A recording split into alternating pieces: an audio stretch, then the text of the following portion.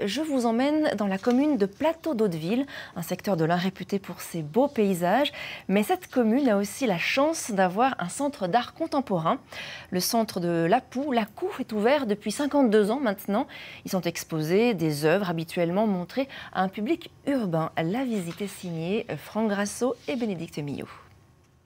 Hier, c'était une école où l'on apprenait à écrire, à compter. Aujourd'hui, c'est un centre d'art où l'on apprend à faire parler ses émotions, à décoder des œuvres contemporaines. Il faut laisser parler son imagination, je sais pas. Moi, je n'ai jamais visité le musée contemporain, d'art contemporain. Du coup, ouais, c'est surprenant.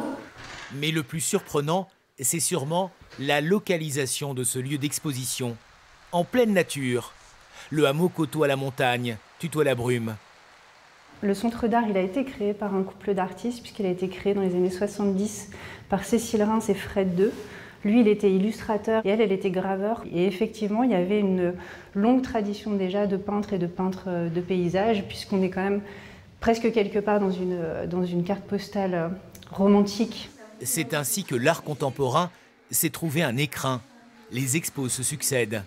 Vous avez derrière vous une œuvre de Jenny Holzer, qui est une artiste militante. C'est l'une de ses premières œuvres numériques. Le public est varié, de l'habitant du secteur aux randonneurs.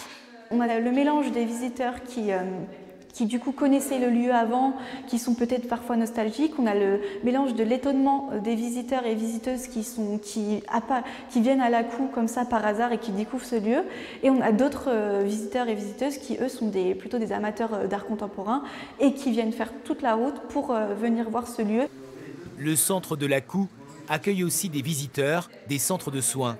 Nous sommes sur le plateau d'Hauteville, où les patients des maisons de convalescence et de rééducation ont remplacé ceux des sanatoriums.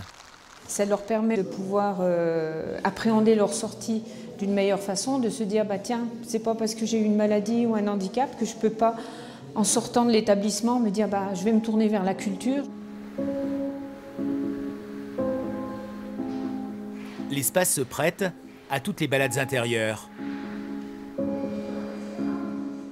Clairement, c'est étrange d'avoir cet outil qui est aussi peut-être pointu dans un endroit aussi reculé, mais l'art contemporain interroge toujours un peu d'un pas de côté ce qui se passe dans la société.